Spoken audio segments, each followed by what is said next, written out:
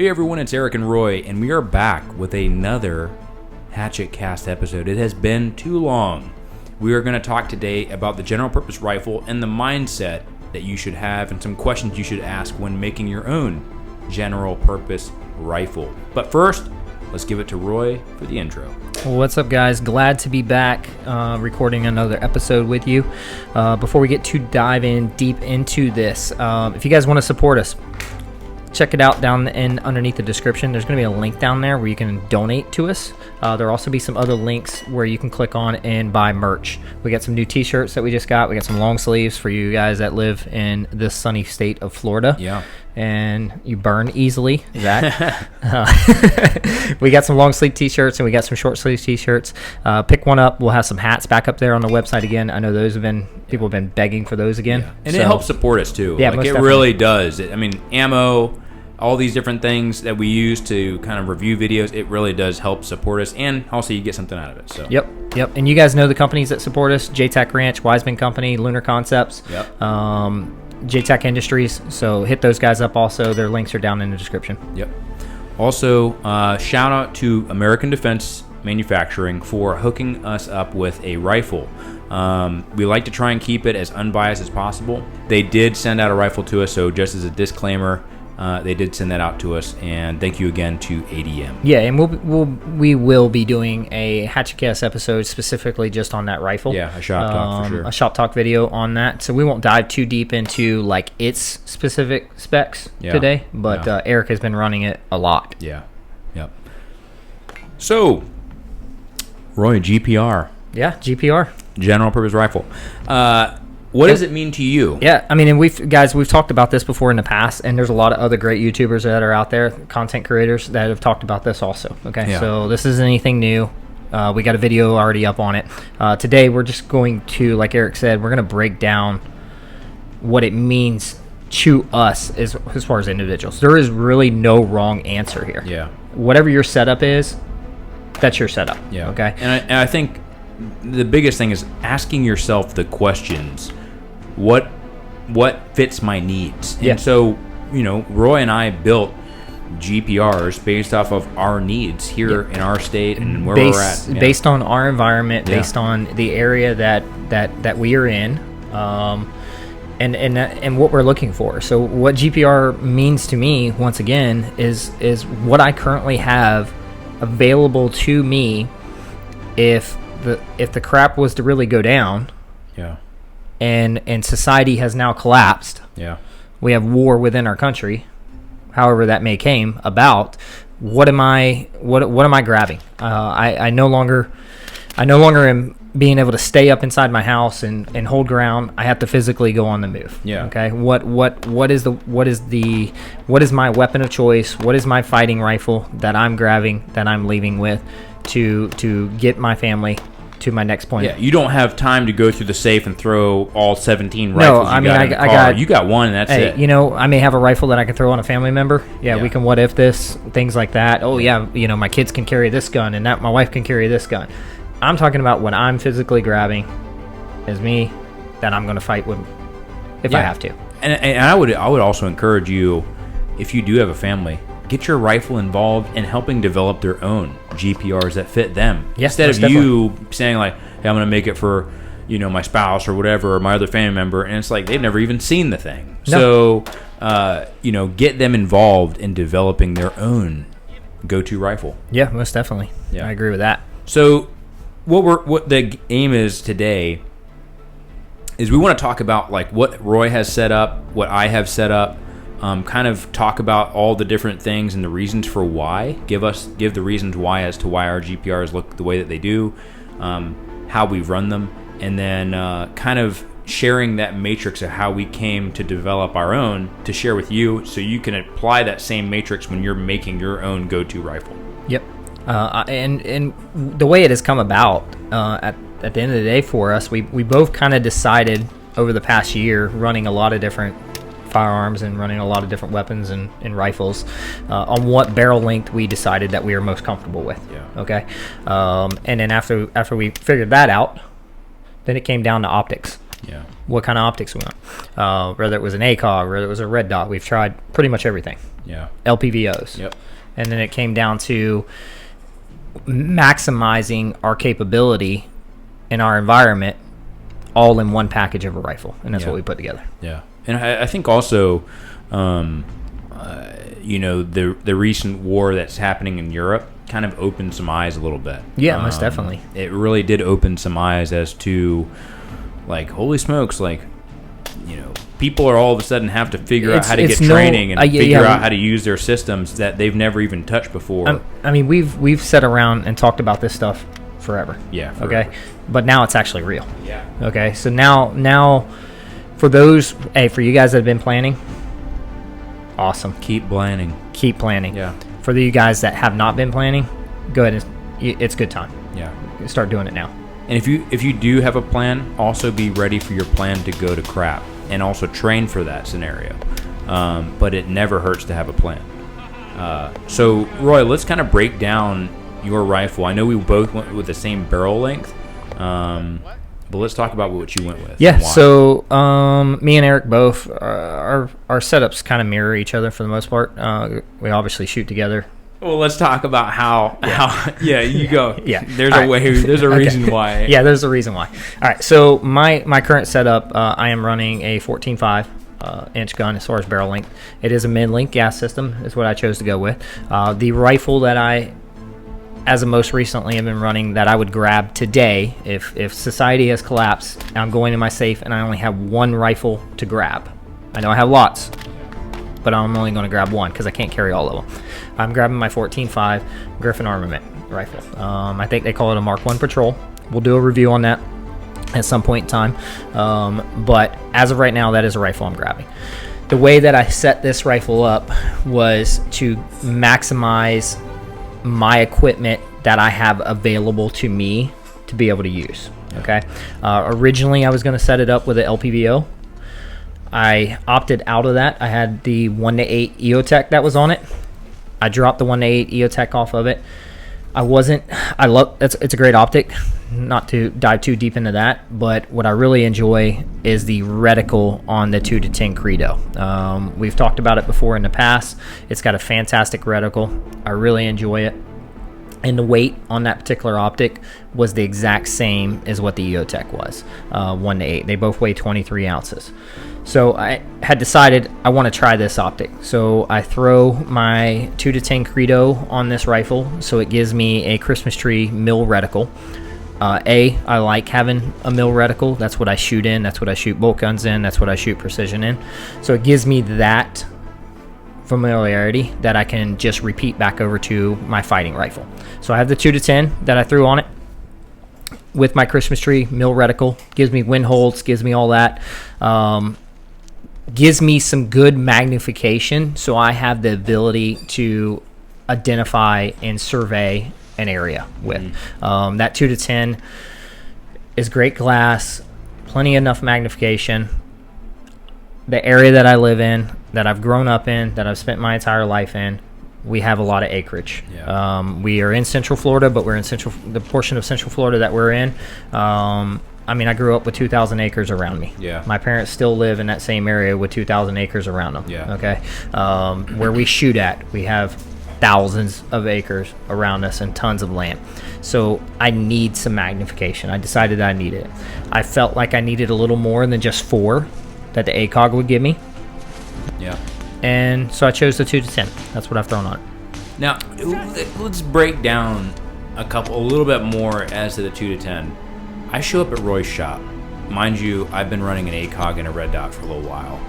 And for those who've been following the channel, you know that Roy and myself are both Mark 12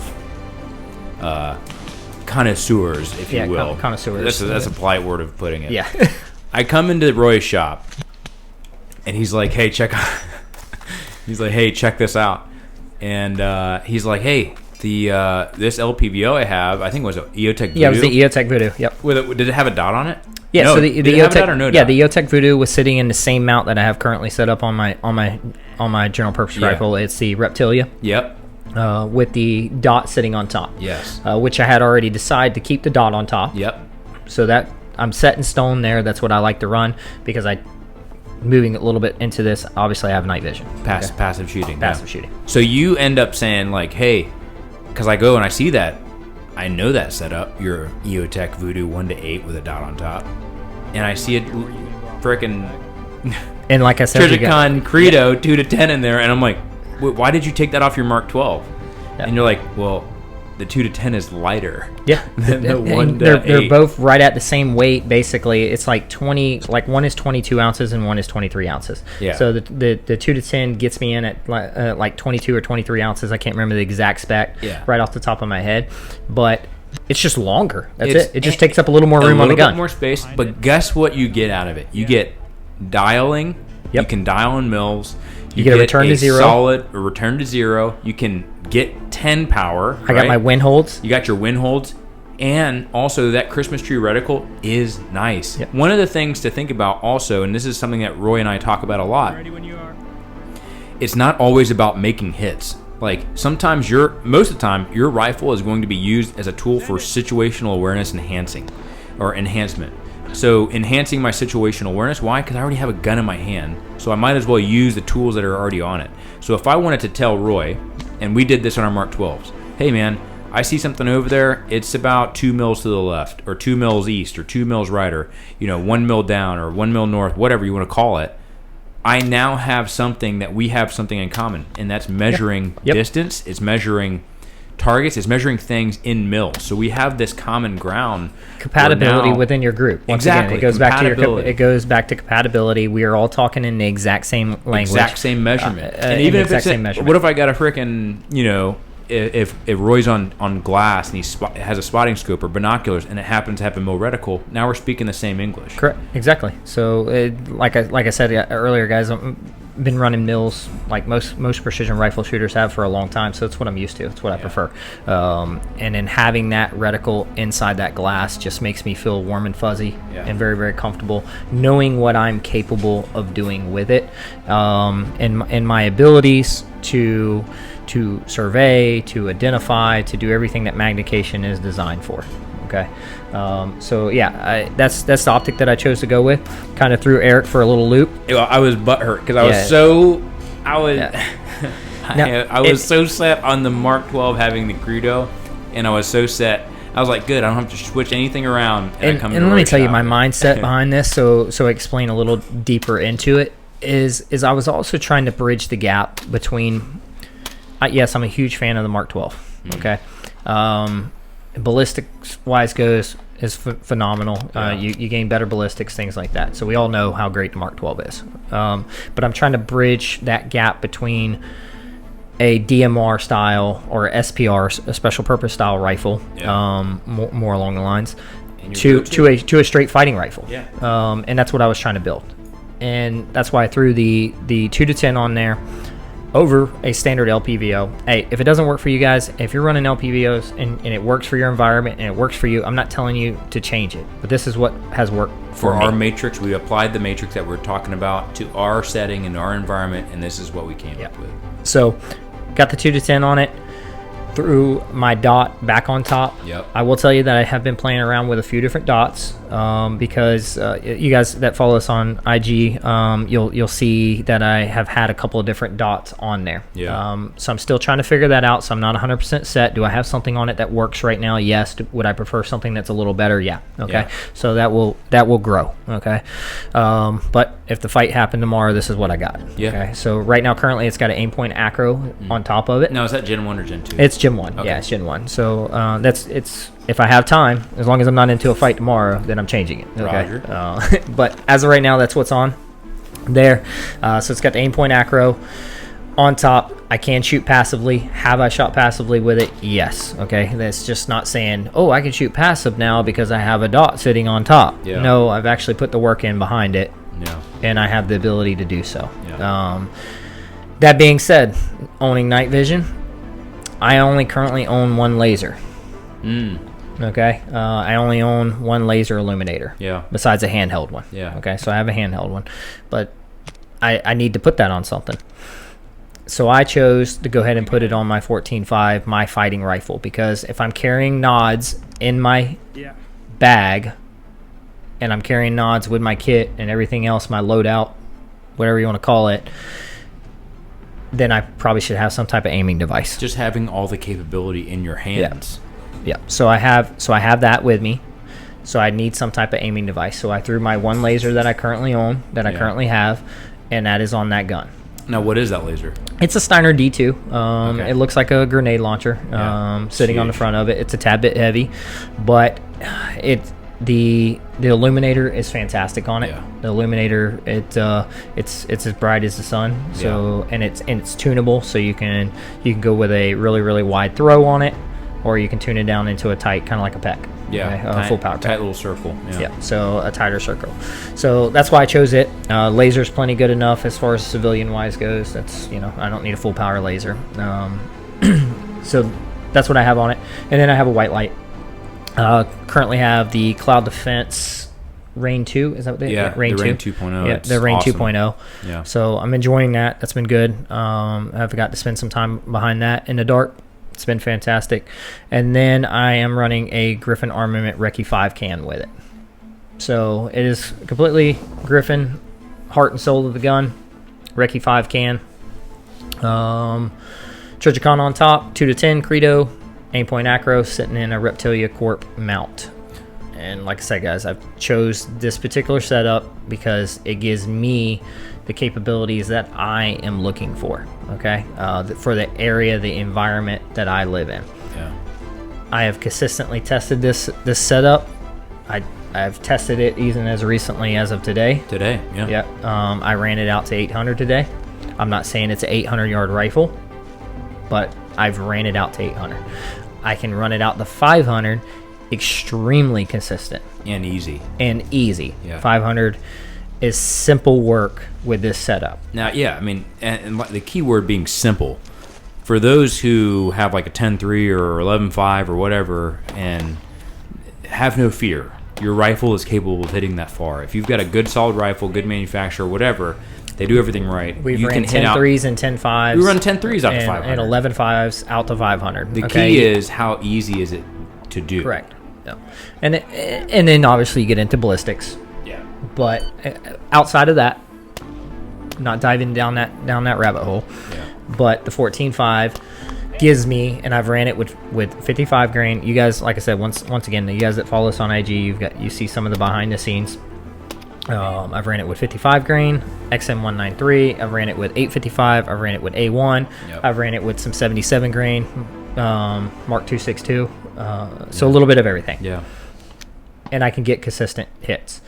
What I have trained primarily with it in my ammo choice is what is the most available out on the market. Which should also be something that you should consider whenever you're building your general purpose rifle is availability of parts, back-end support, and availability of ammo. Yep. If you've got some bougie, I get it, 6mm arc, it's amazing. It's super, it flies super flat, super straight. But find me some. Find me some. I mean, I have tons of 55 grain ammo. Yeah, everybody's got tons of 62 grain ammo. Yeah. That is what is available in the market, and that's something that you should add to your GPR checklist. Correct. And that is a part of my GPR checklist, and that's what I've spent. Hey, I have 77 grain Sierra Match King stuff. I can hand load it. I can dial it in. I can do whatever we want to do. But what I spend most of my time training with that rifle is 55 or 62 grain. Yeah. That's what it eats. And let's be real here for a second. If you live past your first, second, third firefight, there's going to be plenty of ammo laying around. There's going to be plenty. And if the ammo that you find laying around, it better be the kind of ammo that your gun eats. So that's something that I would put into my consideration matrix when I'm building this rifle out, as if I do get in that fight, or that does happen on the worst day of my life, what is something that I'm readily available to pick up off the ground because I came out as the victor? What can I use? Will my gun eat it? Yep. And if your gun is fine-tuned, it only eats 77 grain, or it's a 6.5 or whatever, or something very specific or very bougie, or if you're becoming a bullet specific to maximize your capability, you're gonna run into a world of error. I mean, we can all take an 11.5 gun or a 10.3 gun and run 77 through it, and for you guys that know ballistics and know it, that's a fantastic round in it. Okay, same thing. Mark 12 all the way through. The 77 grain is an awesome bullet. It's awesome, yeah. Regardless of what gun we put it in. That's a fact. Like, there's nothing to debate that. Creates a good amount of damage. It's accurate. Yep. It's consistent. But I don't have thousands of rounds. Nor will you find that commonly in your area. No. So within my group, within the people that I shoot with, within the people that I train with, within what I own, within my family, I have a lot of 55 and 62, so that's what I spend a lot of time training a rifle with, and that's what I have the knowledge based on as far as what my mill holds are. Hence what we zero with. Yep, hence what we zero with. Yeah. Everything through it. So that's my setup. Could it change? Yep. I already said the dot's going to change on top. Yeah. But as of right now, that's what I'm grabbing. Yeah. For me, so I'm using the American Defense UIC Patrol. It's a 14 5-inch gun. Same exact setup. I mean, I'm running a 2-10 Trijicon Credo. I've got a primary arms red dot on top. It has the ACSS reticle, and the reason why I chose that is it has those elevation dots inside the reticle. So that's why I chose that. And that is actually sitting in ADM's new mount that has a top riser, right? Yes. So the top riser actually comes separate, so you can buy that separate, but it's not that much. But it is a 1913. It's a Picatinny. Yeah, it's 1913 a Picatinny so adapter. 1913. So which is a really nice. Oh, it's solid. It's which is really nice for the fact of, because most everybody's probably got, I don't know about you guys, but I can tell you right now, as far as like Hollisons and like primary arms and extra dots like that, you know, everyone probably has at least one of those laying around. Yeah. So if you got some type of scope mount that has a Picatinny on easy. it, Just you can always quickly increase your capability. Yeah. By throwing that on there. You don't have to have a special mount. So that's even something to consider. Yeah, I mean, in the world of things. If my dot on top gets damaged for whatever reason, take it off and throw something else on that I found on the ground. It's not specific to a footprint. Correct. So like right now I'm running a top mount that is designed for an RMR, and then I'm running a plate to get it to an acro. Yeah. So I'm getting too proprietary, and that's where I'm kind of uncomfortable with, and that's one of the things I said I'm going to change. Yeah. And that's why it is going to change. I know RMR footprint is extremely relatively available, and there's tons of optics out there that fit the RMR footprint. And if I keep my mount system, which is fantastic, I have no reason to change it. It's going to have RMR on top of it. Yeah. But if I change my mount, I'm probably going to go over to the ADM specifically because it has the 1913 Picatinny rail on top, which gives me tons of capability with I mean, any options, any micro or any kind of red dot that adapts that way, which there's thousands of it out there in the market, I can throw on top. Yeah, it's unlimited in terms of your options and availability of parts and things of that nature. So yeah, I mean that gun does come with a Surefire War Comp, so running a Surefire can on it, 5.56 can. That is a RC2 for you guys that have a question. RC2. So, I mean, dude, that gun comes very well tuned, which we'll do a shop talk on it as well. Comes in with a Geisley 2-stage trigger, which I prefer 2-stage myself. But dude, we've walked it out. I mean, I've got dope for it. I'll tell you right now, the hold for it at 500 is 3.4 mils, and I just dial that sucker if I need it. If I have the time to dial. Otherwise, I'll just hold it. But it makes easy work of hitting targets out to distance in that Credo glass. I mean, we've talked about it. There's another. We did a shop talk on the Trijicon Credo. It's like, if you don't have clear glass, honestly, in 2022, you're probably not lasting long in the industry anyways. So clear glass is going to be the bottom line. Like, you've already got clear glass. But what I enjoy the most about the Credo is the optic, or the reticle, excuse me. The very nice dial, the zero stop, that Christmas tree reticle. It makes everything super easy. Yeah, it's clean. It's a front focal plane, so it has a nice when you're zoomed all the way out and you're on 2 power, there's still enough reticle to see. But when I maximize my magnification all the way to 10, it's not so thick that it covers up targets completely. Correct. And like Eric just said, he knows his holds at 500 is 3.4 mils. I'm both rifles we're both talking the same thing back and forth. We're speaking the same. We're English. speaking the exact same language, and that's why I'm a huge fan of putting a type of glass. It doesn't have to be the Credo, but hey, if you're going to run a low power variable, honestly, BDC reticles are awesome. But if you have it and you have the capability of moving to something like a mil reticle, yeah, I'm not specific to a BDC reticle is dialing me into a barrel length and a round. Yeah. At the end of the day, and it's only meant for you. Yep, it's only meant for you. I can talk to Roy and say I can talk in mils. Yep, and we're speaking the same English. Yep. You know? I got my mil holds wrote down on my rifle. Yeah. I mean, I know them in my head, but I got them wrote down right on the buffer tube of the rifle. Yeah. And anyone that grabs my rifle, they can glance down and take a look at that, and then look inside the reticle, and either give me a 3.5 hold. Yeah. I mean, 3.2 to 3.5 on a man-sized target, it's not going to make a difference. You're going to hit them at 500. But yeah. I mean, we even did that. We were seeing what is that strike, and honestly, for those who are 5.56, let's stop. It's not even a question. Is it effective? It's effective. All right. Yep. It's effective. I'm just going to leave it at that. But what I will say is understand your holds. Okay. Missing fast is not going to be effective as hitting slow. But also at the same time, you don't want to be slow.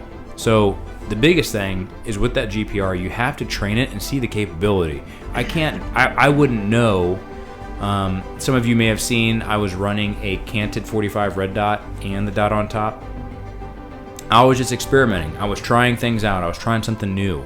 Trying to see what's faster, what's better. How's it at the 45 with the red dot versus on top with this specific setup. Try it out. Like, you have to try it.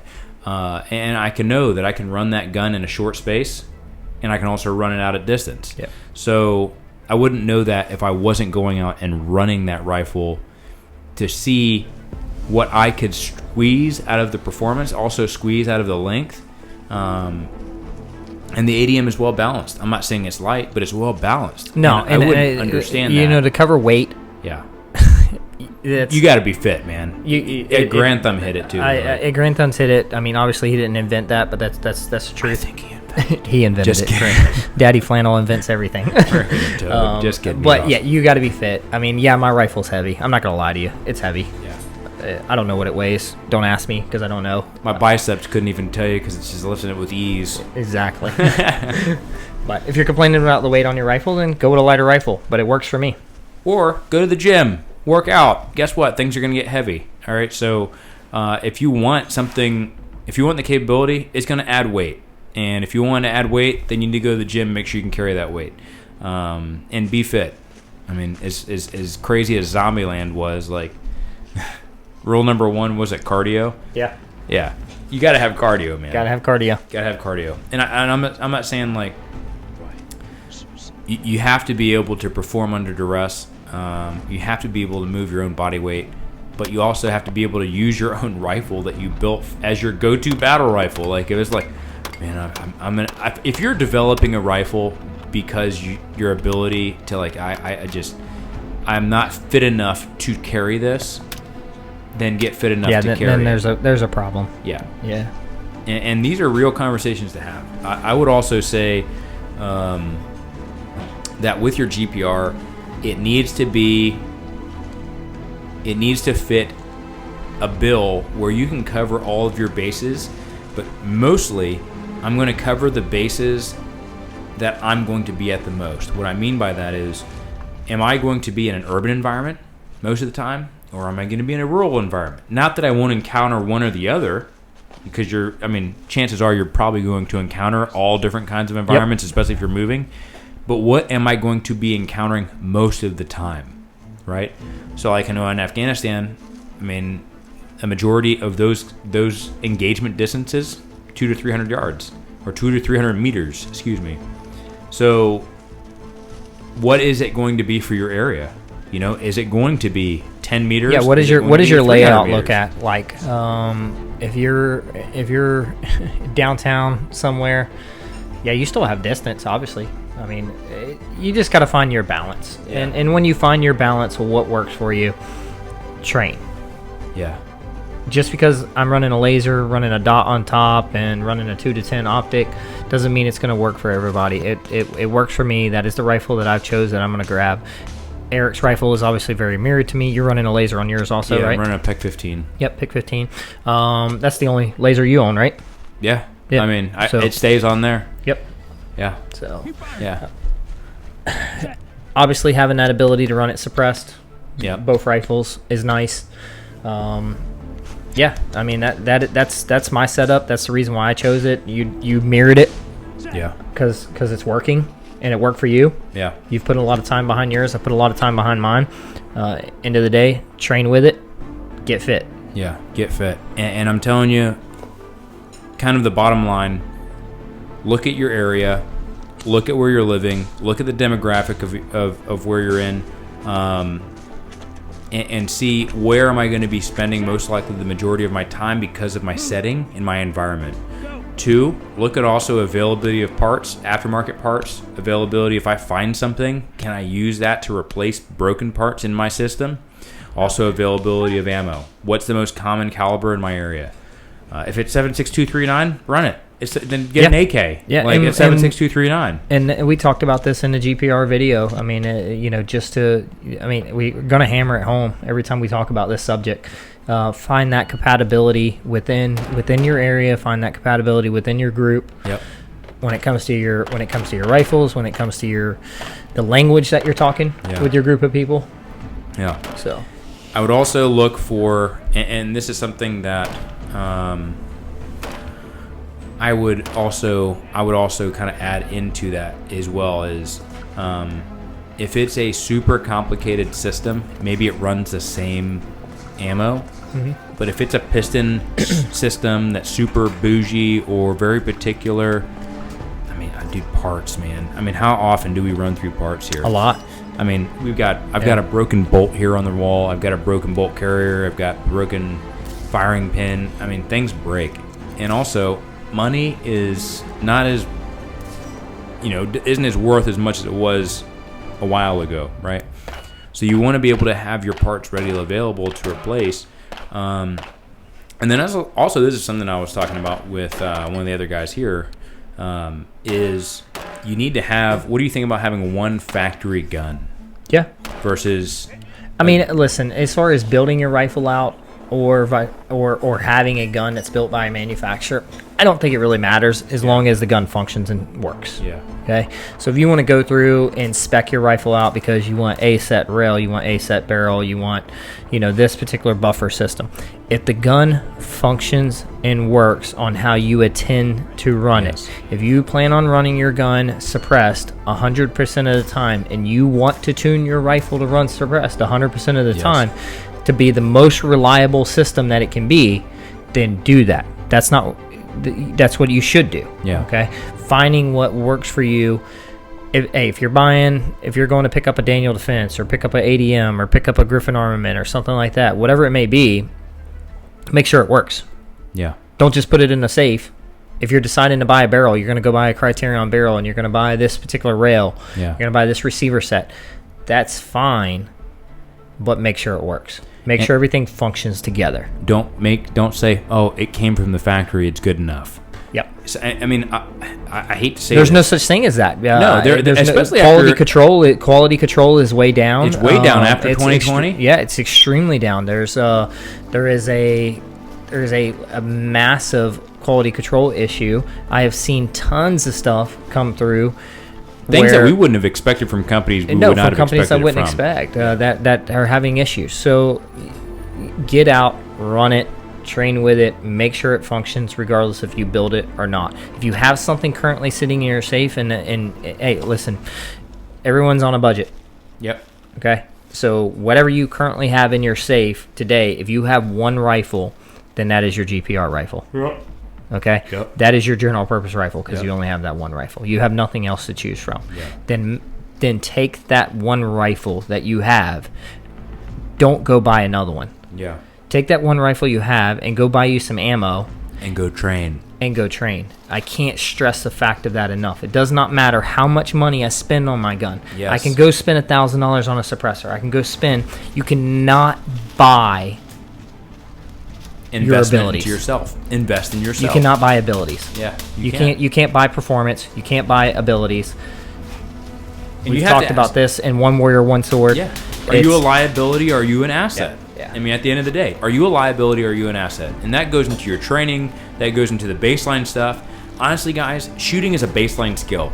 If you like being able to protect yourself, baseline skill. Knowing some medical stuff, how to not die by plugging a hole, baseline skill. Keeping yourself alive. Some additional skills, I can weld, I'm a mechanic, I can cook, I can this, I can that, I'm a doctor, I'm a whatever. Those are additional skills that you bring to the group or that you bring to the fight or whatever, bring to your community. But everything else, protecting yourself, that's a baseline skill. Yep. And you should be able to operate with those baseline skills, and it should be second nature. And so the GPR is just to enhance those baseline skills, not work against them. Nope. And both me and Eric are at the point in time within our shooting career and our journey that we've had the opportunity to experiment with a lot of different things. Okay. Once again, if you're not at that point in time and you don't have the budget for it, grab what you got, man, and start training with it. We're giving you our breakdown on what our rifles are. We're giving you our breakdown on what we're going to grab today. Hey, Eric, if God forbid, if something was to happen tomorrow, are you grabbing an ADM? Yeah. Without a doubt, right? Yeah. Yep. And I also, at the same time, would not recommend somebody in somewhere else that lives in a completely different environment. Do not copy my setup and Roy's setup and say, this is the GPR that I'm supposed to have. No, you apply the matrix that we're talking about. You look at your settings, you look at your surrounding, you look at availability of parts, ammo, all that stuff, and you build your own. And if you don't know something, for instance, me and Eric are both running optics that have mill reticles in it, but we understand the mill reticle. Yeah. And we understand mills. Yeah. So if you're not that particular individual, you haven't made it there, but you understand how to shoot with your red dot and your magnifier, and you know your holds with a dot, yeah, then run it. Then run that. You'll do it. Get whatever you can that makes you the most effective. That makes you an asset and not a liability. Yeah. And that's the point behind the general purpose rifle. Okay, so whatever it is that you choose to put on your gun that enhances the things that you've trained with, to maximize your capability. Yeah. And that's the way I've set my rifle up. That's the way Eric has set his rifle up. And once again, it's changed. When we did the original GPR video, when we started talking about this a while back. Yeah, it was before what happened over in Europe. Yep, it was before what happened in Europe. Yeah. But back then it was 14.5s with ACOGs and dots on top. ACOGs and dots on top. Yep. Yeah. So still had lasers. Yep. Still had suppressors. Yep. Still had pretty much the exact same thing. Really, the only thing that's changed is the optic. Is the primary optic. Yeah. So and that comes with thinking more and more and more, and Roy and I think about it every day. I mean, one, because we're in the industry, but two, because we just love talking about this stuff. And if you're listening to this channel, you also probably love this stuff as well. But being prepared and being an asset, I cannot stress that enough. Be an asset, not a liability. And you don't understand what your GPR's capability is if you don't train with it. I mean, I'm one. I love clone rifles. They look cool. Blah blah blah blah. What you're doing is you're copying someone else's setup for an environment that they were in the Middle East or wherever. Who knows where they're at? But how do you know that applies to you? How do you know that can you always, even... Yeah, I mean, you can always take someone else's setup. You can take my opinion. You can take Roy's opinion. Our setups for here in Florida. You can take somebody else's setup that used to be deployed in the Middle East, and you can combine those and have your own hybrid setup that matches your environment. You can take opinions. You can take advice and say, these are things that apply to me. Nope, that doesn't apply to me. I'm going to leave that out. But this does, so I'm going to add that in. And that is how you start to build your own GPR, your own go-to rifle, instead of just cloning something that you see online. Actually be a smart shooter, be a smart individual, and clone something, build something that applies to you as the individual, and you are empowered through that. Yep, I agree 100%. The only thing that I really need to do to my general purpose rifle, and it's driving me crazy right now, is I need to paint it. Yeah, honestly, the ADM came already with worn down. The ADM doesn't even need to be painted because it camouflages quite well We've tested the Cerakote job that it has on it. They did do a fantastic job, and it happens to match our environment. And that actually means a lot because I spray paint everything. Yeah, it has a very foliage look to it. Yeah, it does. And it breaks up black lines. Yep. It breaks up dark lines. Those is straight what it does. lines, yeah. Those straight lines. So the Cerakote job is great on it. Hey, if you want to have your gun Cerakoted, perfectly fine. Okay. Yeah. Just make sure that they're breaking up those straight lines. Yep. But yeah, it's driving me crazy that mine is not painted yet. So we'll have to paint it. Yeah, it's getting painted next week. Yeah, especially after Q's episode with the camouflage. Yeah, with the camouflage. Yeah, Ever since we've had that episode with the camouflage, it drives me crazy to have anything in just one neutral solid color. Jesus, right. Well, I will say this. Thank you so much for your guys' patience with us for this episode. One thing that I will put out, if you see a brand new product come out on the market, you're probably not going to see a review on it from Roy and myself on Hatchet Cast for a while. Why? Because we want to put it through the paces. We're not doing an unboxing video. We're not doing a quick, it just came out a week ago, here's a review.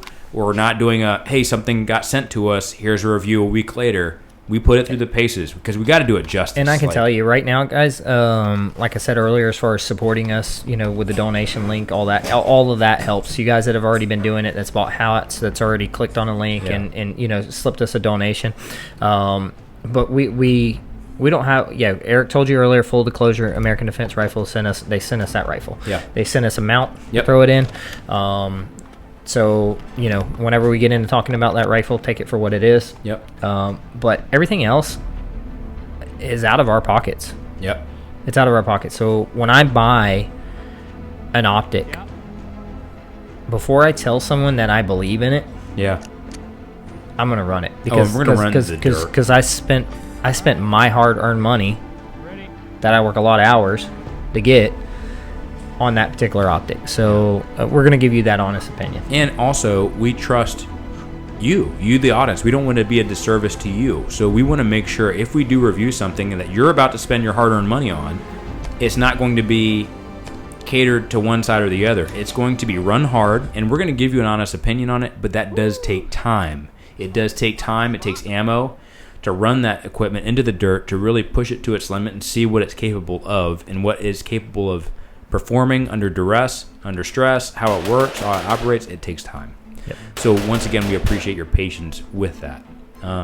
Any closing statements, Roy? Yeah, you guys that I keep going back to IG, but you guys that follow us on IG, and the links for those that don't will be down in the description. For you guys that follow us on social media, you see that we have really been putting out a lot of media, a lot of photos and photo shoots and stuff like that. Yeah, and we are a media company. Barrel and Hatchet is a media company. Yeah. We do Hatchet Cast episodes because we enjoy doing Hatchet Cast episodes. That's this is our Hatchet Cast episodes are our hobby. And it's also a passion. It's our passion. Yeah, it's our hobby. It's our passion. We enjoy. Listen, I enjoy educating. Yeah. Okay. And this is a platform that I have the ability to somewhat educate someone, regardless, if it's intelligent information or not. You guys take it for what it is. But there is a massive lack of education in this industry, in this particular market. People are afraid to ask because they don't want to sound stupid. Yeah. But then when they do ask, there's obviously a majority of people that are like, well, you do sound stupid. Yeah. Okay. I don't want to be that guy. I've never been that guy. Eric's not that guy. Yep. We want to pass on the knowledge that Eric has his background and knowledge. I have my background and knowledge. We have our usage behind product. We want to pass that knowledge on to you, and you take it for what it is. Yeah. Okay. So obviously Hatchet Cast is what we do to educate and to enjoy. It's a passion. Yeah. But Barrel and Hatchet is a media company. Yeah. So if you're a company and you're looking for media work, hit us up. Yeah. It's down in the description. I will say this. We are shooters first. And we shoot cameras and we shoot media and we shoot video, and we really love that, but we are shooters at heart. And so that's something that we're super passionate about. Hence the reason behind Hatchet Cast. It is the reason behind Hatchet Cast, honestly. Yeah. So if you go on Instagram, you can check out our, we do have a short film we just filmed. We also have a remodeling done to the website. There are some incredible things that are about to drop on that website. So highly recommend going and checking that out. We will be doing social media posts on IG as well as on YouTube in the community section as a normal post about what's coming down the pipe. As far as new content, something else that we're going to be pushing is we're going to start pushing out podcasts. These podcasts are going to be on Spotify. Some of them might be Hatchet Cast episodes that have video behind it on YouTube. Some of them might not. And I'll tell you right now, we do have a podcast episode that will not have video behind it on YouTube, that will only be on Spotify. It's another platform for us to educate with maximizing our time and our availability. Or talking about things that we have been educated Correct. on and we want to share with you. Exactly. So we will Spotify. We may do some of those on Rumble. Yep. Places like that. So once again, thank you so much for your support. Continue on the conversation. We love to hear from you guys. We love to hear you guys talk to each other and the amount of positive feedback, because good Lord knows we need it right now, especially us talking to each other and bringing each other up and giving each other knowledge in that comment section. It is amazing to see, but continue to post in there. And also, we thank you so much for your support. Roy. Hey, if you've made it this far into the video, jump down in the comments, and the first person to type in pickles, I'm sending you a shirt. Oh, free shirt with free pickles? Shirt with some pickles. So Okay. type in pickles down in the comment. And you're going to get a free Why did I shirt. choose pickles? Because it popped in my brain. Nice. Now So I you're want a getting pickle. I'm sending you some pickles and a t-shirt. So first Pickles person. and a So you t-shirt? made it this far. So we're 46 minutes in. First Pickles person and a t-shirt. pickles and a t-shirt. Okay. All right, guys. Thanks again for checking out another Hatchet Cast episode with Eric and Roy. Today we talked about the general purpose rifle, your go-to rifle. As always, thank you so much for your support. Please go check out our supporters below, and we will see you on the next one. Make sure you go train.